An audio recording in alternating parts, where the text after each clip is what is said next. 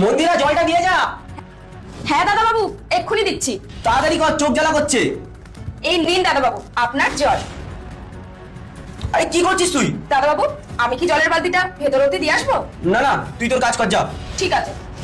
মন্দিরা তাড়াতাড়ি চাটা দে, তো ম্যাডামকে আনতে যাবো। আজকে আমি আপনাকে এমন চা খাওয়াবো না যেটা আপনি সারা জীবনও ভুলতে পারবেন না। এই নিন দাদা বাবু আপনার চা। Thank you. কি হলো? মাথাটা আমার ঘুরছে কেন?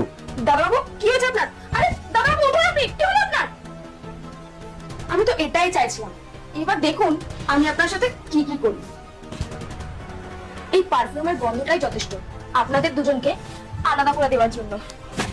আরে মনে হচ্ছে ম্যাডাম চলে এসেছে। আমার কাজ তো এখানেই শেষ, বাকি কাজটা ম্যাডামই সামনে নেবে। রাহুল, রাহুল, তুমি এখানে পড়ে পড়ে ঘুমাচ্ছ? তুমি যে বললে আমি আনতে যাবে, আমি ওখানে দাঁড়িয়ে কন্টিনিউয়াসলি ফোন করে যাচ্ছি, ফোন তোমার নাম নেই। আরে ওঠো, তুমি ঘুমাচ্ছ কেন? ওঠো। তুমি এসে গেছো? তোমার গলায় লাভ কি করছে? কি যাতা কথা বলছো? মাকে ভালোবাসলে সাবস্ক্রাইব করুন আর বাবাকে ভালোবাসলে লাইক করুন।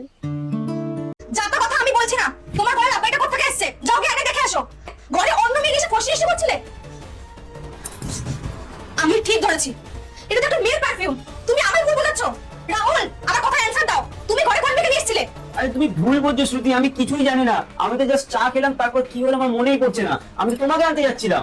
ব্যাস, আমাকে আর মিথ্যা কথা বলতে হবে না।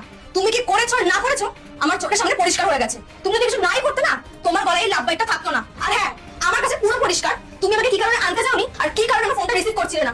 আমি এটা ভাবতে পারিনি তুমি আমায় চিট করবে। তোমাকে আমি বিশ্বাস করেছিলাম আর না জানি। দ্বিতীয় পর্ব দেখতে এখনই সাবস্ক্রাইব করুন। পরের অংশ খুব শিগগিরই আপলোড করা হবে, মিস করবেন না।